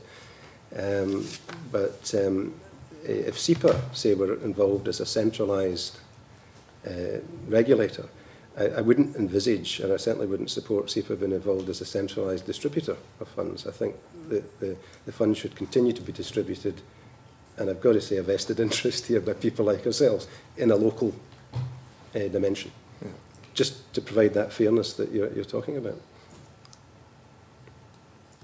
There are people want to answer. Yeah, could I add to that? First of all, to clarify my comments about the 10-mile guidance earlier, when I suggested flexibility, I put that in the context of the fact that we very much support this kind of hypothecation that this is a tax on an environmental bad that goes to do some environmental good to address the disamenity of that bad, and we'd like to see that connection always maintained.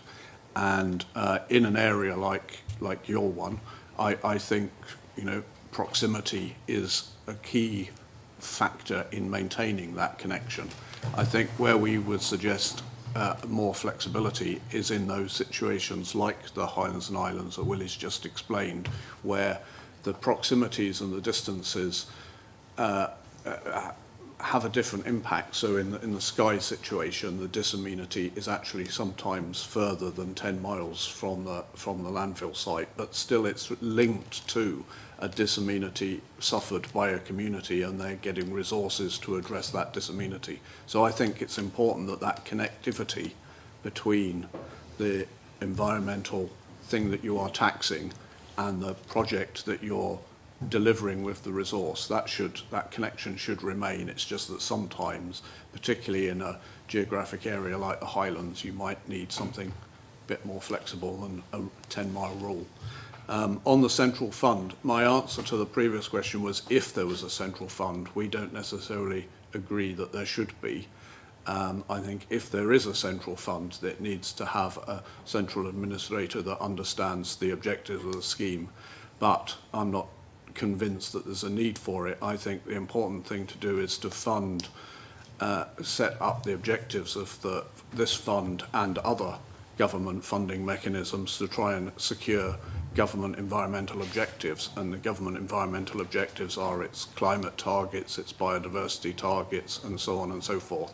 And those should be the different ways of which they can be funded. And the experience of the Landfill Communities Fund is it's a very good contributor to achieving government biodiversity targets, and there shouldn't be any reason to change that.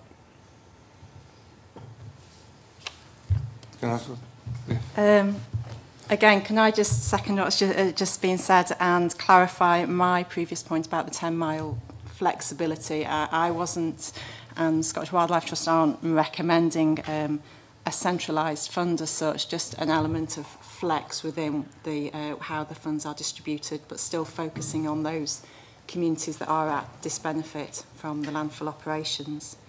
And I'm just wondering whether it might be of interest to just use an example where we have, in the current system, the distribution does hang on those communities, and we have the example of the Scottish beaver trial, where substantial funding went into a project. Now, that funding did not actually come from the landfill operator who was active in that area. It's a slight unusual context, but BIFRA Awards were the key funder of the Scottish beaver trial over in Knapdale in Argyll. The operator that actually made that community, kind of at disbenefit, was the local authority, but they didn't have the sufficient funds for the sort of project that we were looking for. So we went to a different landfill operator and through the scheme got money, but it was that community. The community was the one that was at disbenefit, and that's why we got the landfill money for that project in that area. So, yes, I think that's it. Yeah. Can I make the point? CRNS would take a slightly different view. We wouldn't be against all of the issues of mitigation for a place like Green Gares or any of the large landfill sites, and of course. But our view is that actually one of the best things to do is when you're filling up landfill sites at the rate that we do, is to turn off the tap. to stop filling them up, and diversion is one of the things that we can do. So we would have to say that many of the CRNS ideas are not as glamorous as other environmental projects, because we're out there doing, you know, some of the physical things.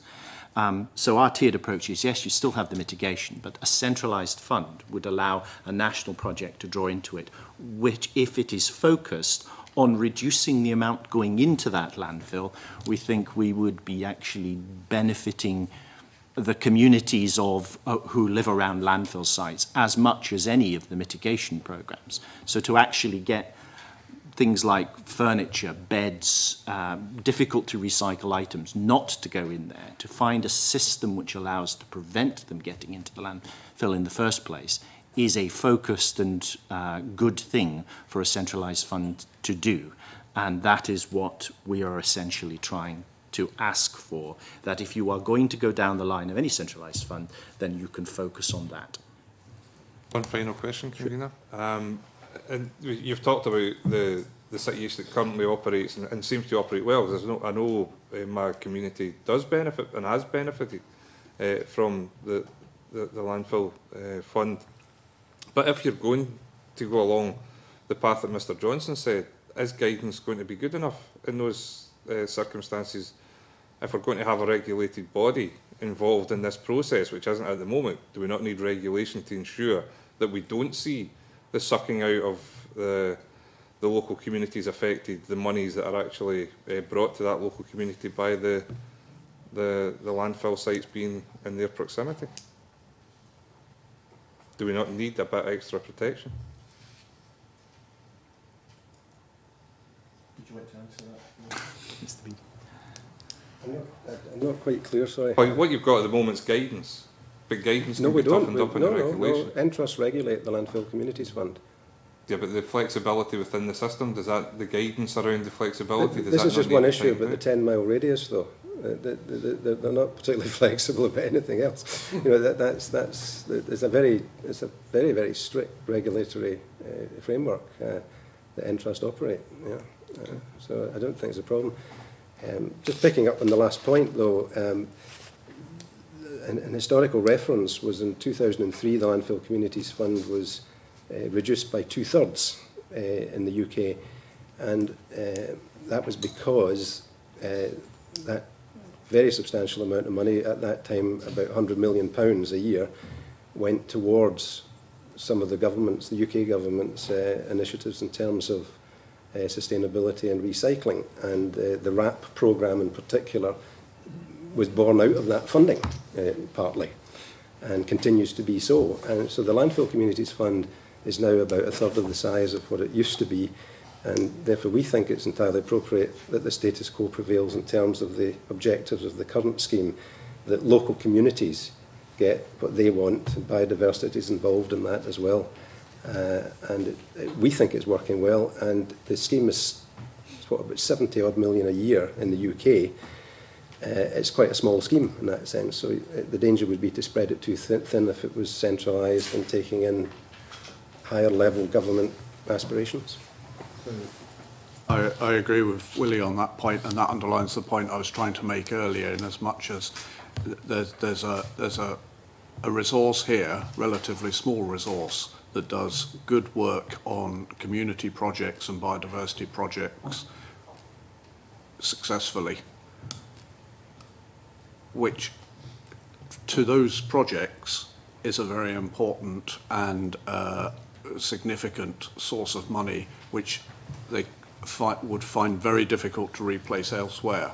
So before you think about what else you might want to do with it, I think it's better to look and see what resources are already available for those other types of activities, and what proportion of government resources are going into those other government objectives, and to see, you know, to what extent the balance of funding is right. You know, we don't want to pour all our money into one stream of work, or divert money from this into another one, which is already pretty well funded, and make community projects and biodiversity even harder to fund than they are at the moment. Sorry, Mr. Beattie, you want to come back? No, I mentioned we've done 750 projects. Not a single one of these is a project that we've devised. We've thought, oh, that'd be a good project to do. It's all local communities that come forward and say, we've got an idea, we want to do this. And that is a real strength of this scheme. So they get what they want, not what their local authority tells them that they should have. I don't think we would want to lose that aspect of the scheme. Community empowerment, it's absolutely critical to the scheme. Michael, Mr. Johnson wanted to come in as well. All the projects which CRNS members are involved in are environmental projects in a broad sense, but they also give employment and reuse in localities as well. As I said, just to reiterate, it's not as glamorous, but we would also do the thing, doing it as well. We are about community empowerment. We work in particular difficult to reach sections of the community and things at the same time. So we take the view that there needs to be a national fund. We find it, our members find it difficult to access funding in general, and this is an opportunity which we feel that the reform of landfill tax will give that opportunity to focus in on waste reduction via our members. Okay. I just feel that the system's working well, and Mr. Beattie's given us good examples, and I just don't want to see the system broken by involving CPAN. Okay. John, to be followed by Jean. Okay, thanks, Convener. I think to carry on along that kind of theme, if I'm understanding this correctly, Mr. Johnson, you're kind of arguing for, in a sense, quite a narrow definition of how the money goes, or at least some of the money, in that it should be specifically about reuse, recycling, actually reducing the waste, that kind of thing. And I can understand the argument for that, because, if my neighbours put out a bit of waste, the link to the beavers in Knapdale is pretty loose, really. But maybe that's a good thing. So, are we actually saying it's the status quo we want, or are we saying it should be more focused on the local community where the waste goes, or are we saying it should be more on themes, like Mr. Johnson's saying? Who's that directed to? Well, I'd like to hear them all. Well, we'll start with Mr. Johnson because he's arguing that. Are you just saying that we're okay just now because some of it is going to themes, or would you want more of it to go to the kind of work that you're doing? There are a number of our members will access small quantities of it under by landfill within 10 miles of landfills, etc., around the country. But what I'm saying is that a proportion, and that proportion needs to be debated, but a proportion of it needs to be focused on a national strategic objective. And as our members are not local government, there's money for local government, there's money through Zero Waste Scotland for other national objectives and things as well. But what we're talking about here is a one-off, the ability to invest in environmental organisations that are involved in changing people's attitudes, diverting waste, redesigning things, creating the circular economy. And the way that can be done is through a national scheme. So do you not think more should go into that then? I think a proportion, more should go into that, a proportion should go into that, and that would benefit. So you're happy with the present proportion, you don't want a bigger proportion? No, it's not a sense of I'm not happy with the current proportion because insufficient resources are actually getting through to those community groups that are currently involved in the resources sector, so environmental resources sector. So we need to actually perhaps focus more into that sector. Now, the landfill tax gives that opportunity, and I hope we don't miss that opportunity. Mm-hmm. So, Ms. Graham, how do you defend the beavers? Because, I've been to see them, the dams are great, all the rest of it, but, where's the link with waste and that? Well, that's in there as a biodiversity project, which is within a community, as I say, which is disadvantaged by landfill. And the not specifically that area is not disadvantaged, is it? Yes. Right. So what I was saying before was the actual the source of the specific money, the BIFA services, essentially via BIFA award. They don't operate that landfill site, but there is a landfill site which disadvantages that community. Otherwise, we wouldn't have got the funding through. Right. So it is a community that is disadvantaged by landfill, but just not specifically that the private actual source of funding isn't the person who operates that site. Okay, I mean, on the 10-mile point, and I take the point that in Skye 10 miles is quite a short distance. We raised this last week, and I think Michael McMahon's arguing that 10 miles is about the right distance, whereas I'd be arguing that 10 miles is far too big a distance. And in the southeast of Glasgow, where I have Greenock Hill, Patterson's, 10 miles could take you to Byres Road or somewhere ridiculous. And, there's no way they should be getting any of the money from that area. So how... could we devise a system that is, more appropriate that we're smaller areas and smaller distances in urban areas and bigger distances in rural areas, or is that just impossible, Mr. Well, I think the point I said right at the beginning is that the legislation uses the phrase "in the vicinity of." Yes. The 10 miles is Entrust guidance. It's in Entrust guidance, and really, it's the way in which that guidance is interpreted and what other sort of context is written in that guidance to distinguish between urban and rural areas and so forth. So, it's that the phrase "in the vicinity of" I think is appropriate for the legislation, but that should be expanded on in guidance to explain that different communities and different landfills and different waste activities, because I think one other thing that Willie was pointing out in terms of the Skye case is the transport of waste and transfer stations and things like that can disadvantage communities as much as a landfill site itself. So could you go to some kind of scheme where you'd say an urban area 2 miles, a rural area 25 miles, Michael McMahon's area 10 miles? I don't think a hard and fast figure in any case would be appropriate. I think the link is whether or not the community or the environment locally has been affected or is affected by the waste activity, the waste disposal, landfill activity, or the transfer activity. And I think the project applicants, the distribution bodies and the regulators are quite capable of making judgments as to whether or not there is a link between the project and seeking to address some form of disamenity in a local area. Okay. Now, one of the inputs we had was from Glasgow City Council, because if we took that to its logical exclusion, because Glasgow tends to dump all its waste in Lanarkshire and places like that, then all the tax credits would go to Lanarkshire. And I think Glasgow is obviously arguing its case that because they're paying so much money, some of the spending should actually be in Glasgow. How would you respond to that argument? Anyone? Well, in actual fact, all of Glasgow's landfill tax money is spent in Glasgow. At the moment? Even although it is technically deposited in South Lanarkshire. Right. Technically deposited. It's not actually deposited. No, I was referring to the quality of the waste management practices. For a very short time, it's not going to continue that. And I know for a fact that in the case of the Beavers, the organisation that funded that is BIFA Ward, who operate for the National Waste Management Company, BIFA.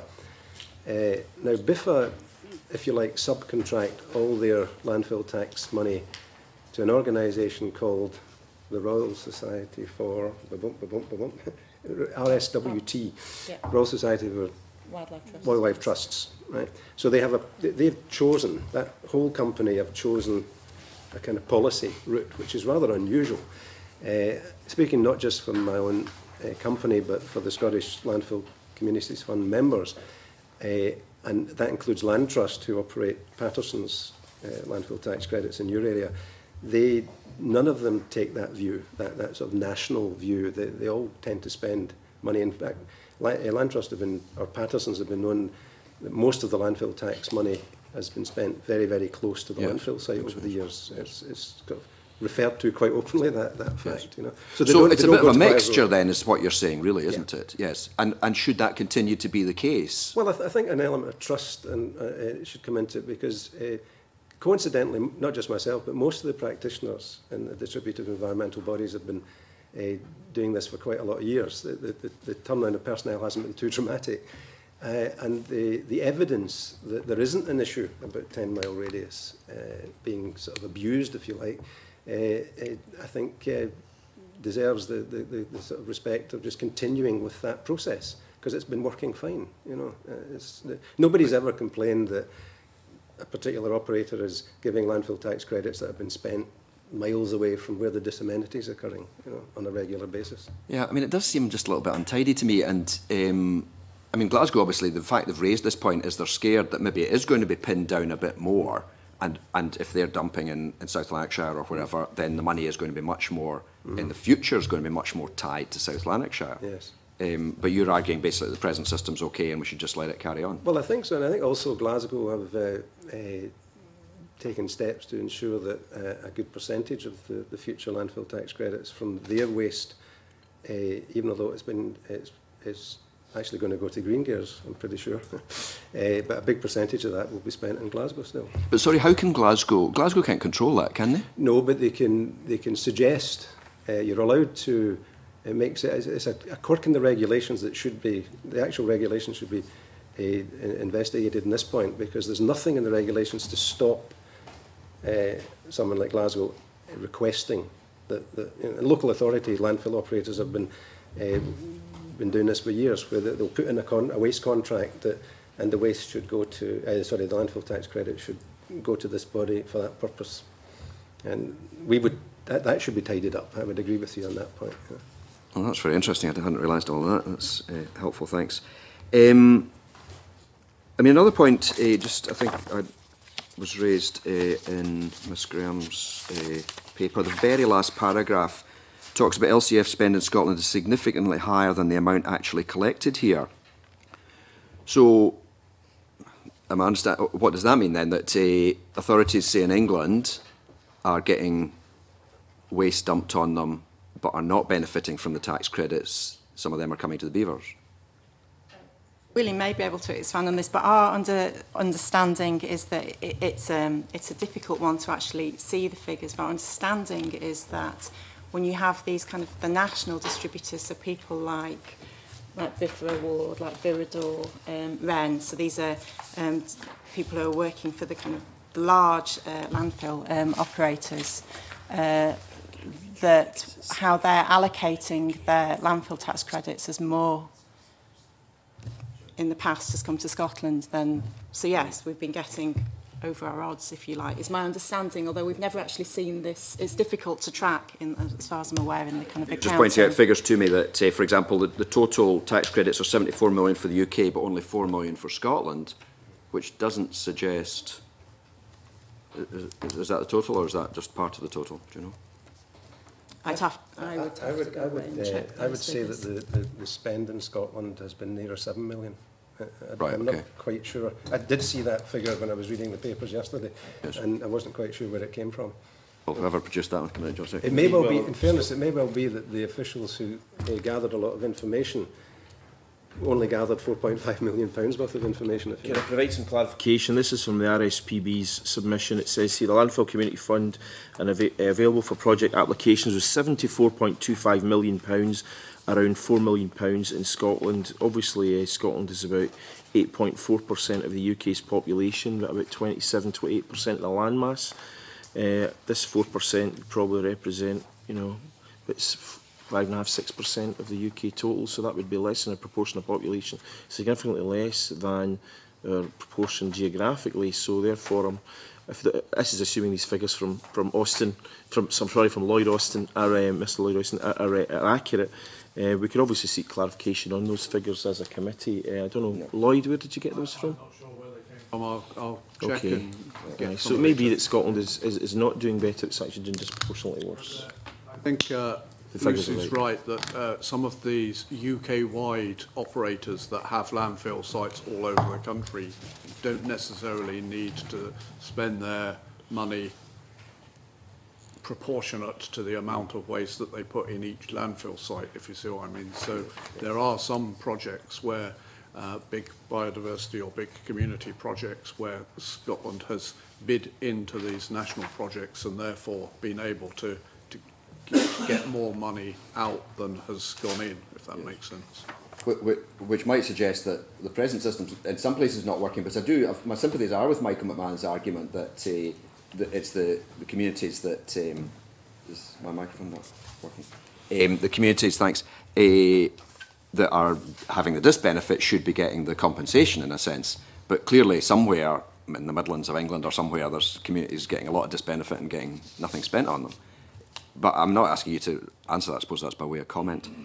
I mean, my final point was in the RSB paper, I think it was, it talked about 2% admin for the current administration of the tax is ungainly and costly. It costs 2% of the value of the fund to administer. I mean, I just thought 2% was quite reasonable compared to what maybe charities and things would spend in administration. That's the interest levy. That's not the cost of administration. Ah, right, okay. So every time we receive landfill tax money, we report it to interest and they send an invoice for 2% of the value, which, if you like, pays for running interest. Right. So if interest was taken out of the equation, that would immediately free up that money. That money would is that what we're be saying? available Right. for projects. I'm with you, right. Administration was clearly the wrong word to use in that instance, but it was the cost of interest and that regulation by interest that we were referring to. I understand, that's helpful, thanks. Thank you. Okay, Jean to be followed by Gavin.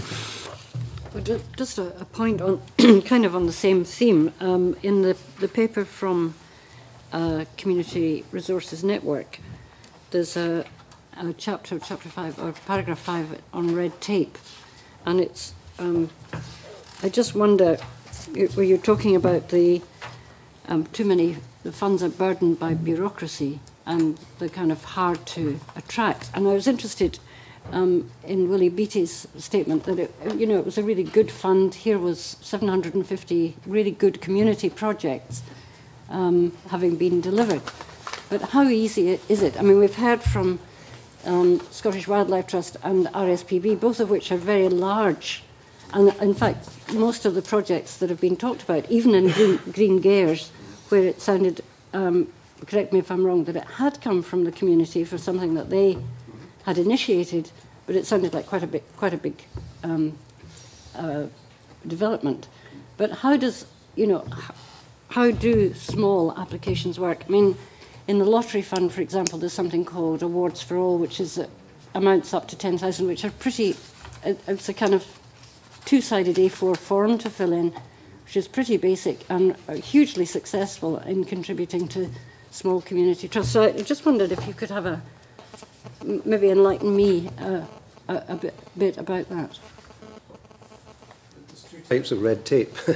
Here, there's the red tape that a distributive environmental body would have to suffer in dealing with regulation and the like. In terms of the communities dealing with us, our procedures are very clear. They submit a one-page A4 concept note, basically saying what they want to do. And our board will make an in-principle decision whether or not to fund that. And if the decision is yes, we're minded to fund it, then we ask them to fill in a full application form. The only questions we ask in that application form are the ones that we need to answer when we're registering the projects with the regulator, so it mirrors their system. And Green Gairs is a good example. Green Gairs Community Council are the applicants in every case in almost £2 million worth of projects over the years. And that is a group of retired people, who are volunteers. And I'm utterly confident if you asked them how simple and easy the scheme was to access, they would tell you that it was. Now, that doesn't mean that we don't assist them. We have helped them with VAT advice in the past and other things, but that's entirely within our gift to do, and of course we're delighted to do it to help deliver a good project. Okay. Mr. Johnson? Yes, the experience that our members have had and the replies that we got back were that many of our members are often in communities where their skill set of those people even starting up the projects may not necessarily match those of larger organisations. For example, they may not, it's all voluntary. They may be often entering the sector for the first time to try to deal with a specific problem. For example, a bit of community composting, a bit of recycling, dealing with people with disabilities, etc. Reusing furniture and stuff like that. And as a result, you often find that they are perhaps not the most skilled at applying for various things, nor they end up with different barriers. Now, of course, there's usually a myriad of different funding packages where they might go for. The first is not landfill tax, it just has to be said. And therefore, but they do need to become an Entrust member in order to do that. And of course, then, so all of those types of things. Often it's the council that's usually the first port of call.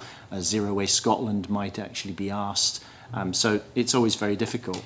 What we're essentially asking for is something which a simplification of the systems whereby these projects can access funding. But we're also asking for something which would sustain themselves. I mean, they're all social enterprises. As a general rule, they're all social enterprises. Now, if we can make those social enterprises through a fund self-sustaining, that is, actually get their businesses working properly, then they won't actually be looking for grant funding very often. So if you have a diminishing fund, we think one of the best ways of using it is to invest it in something which is then sustained further forward. So like furniture projects, composting, which actually makes something which can then be used in food networks, etc., etc. So we're being quite specific. Just a supplementary to that. I mean, I can think of several small social enterprises that are exactly as you describe, but it seems to me almost that they have they're fulfilling lots of different desires, really, for how we deal with people who do have mental health problems, who are working in communities. And while we saw some of these facilities withdrawn earlier this year and last year in quite big concerns in the south of Scotland, in Highlands and Islands area that I represent, these companies that you're describing are very small and might be employing half a dozen people up to 20 people perhaps, and are quite tiny and vulnerable in terms of funding. But do you think that this fund, I can't see this fund particularly being the kind of core funding of the organisations that you're talking about, or is that, or would they just be applying for a specific project? No, there will be some that will apply for specific projects, yes. I mean, but they will be ones which will probably be related to a specific landfill or something roundabout or something relatively close. What we're referring to, I think, is being able, most of our members have not, don't find it easy to access funding where you have to be parts of different organisations. Many of them are stressed for time in terms of making bids for funding. They're constantly making bids all over the place. So that's the generality. What we're trying to do is say that by having a strategic fund, which actually then looks at creating a way of generating income for both the individual businesses and for and as a driver to reduce waste, that we can create something which is of lasting benefit to all. Now, if there are details of that, but we've just only tried to outline the fact that we do have a scheme which revolves around accreditation, revolves around quality systems and accreditation, where we feel that we can actually, an investment in that will actually generate income for small social enterprises, because they will get involved in working with the private sector in improving their reduction in waste, taking their waste materials, etc., working with private sector.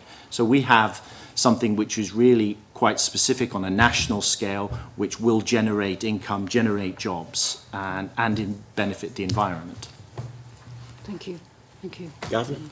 Thanks. Briefly consider. I want to look at the Scottish Landfill Communities Fund Forum submission. Paragraph 15 says, our proposal would achieve the same results more cost effectively. I just wonder if Mr Beattie can put some flesh on that. How much more cost effectively would your proposals achieve these results? 2% of the fund. 2% of the fund. If there was a a degree of self-regulation involved greater than there is now, then there would be no need for an organisation like Entrust to regulate, so you'd immediately save 2% of the landfill tax credits generated in a year. You save 2% there. If that same role, though, was transferred to SEPA, presumably SEPA would need to employ new people and set up a similar. So would it actually be 2%? I mean, have you done what the comparison would be? I mean, it is a proposal at this stage, sure. Obviously not fully costed, but what we're suggesting is that if distributive environmental bodies are effectively approved or accepted by SEPA to handle this money, then there's only going to be about 10 or 12 such distributors in the country, absolute maximum. If these organisations are members of the Scottish Landfill Tax Communities Fund Forum and sign up to a code of conduct which includes fully audited accounts every year, SEPA would simply have 12 sets of accounts to look at every year and could decide if they wanted to have a closer look at anybody. We would think they wouldn't need to, because fully audited accounts should present a pretty good picture of how an organisation is run in terms of probity. And that's why we're suggesting it would be a much more cost-effective way of doing it. I mean, the Landfill Communities Fund has been operating since 1996, and apart from one criminal case down south in the early years, I think I can safely say there hasn't been anything untowards with the scheme in all these years. So that would perhaps give you an idea that it's been working to a pretty high standard of probity and security from that point of view. So that's where the saving idea came in. Okay. And in terms of Appendix 1, which you've submitted to us, you've got a model here with 6 rectangular boxes with a series of arrows and so on. If I understand right, the primary difference then of your proposal compared to what we have now is that Entrust is no longer in there, so there would have been another rectangular box. Is it an ombudsman at the moment, or is that an addition? Have No. No. We were just rather assuming that in total fairness to applicants, and there's bound to be the odd occasion when someone's not happy with a rejection of an application for some reason, that there was some recourse. It's very simple. We wouldn't imagine it was a particularly expensive. It could even be a voluntary role, perhaps, with a suitably qualified person in there. Okay, that's all. Thank you. Thank you very much, Gavin, and thank you to colleagues round the table. Most importantly, thank you to our witnesses for giving evidence today. That's been very helpful in terms of our deliberations. Given that that was the last item on our agenda, I now close the meeting.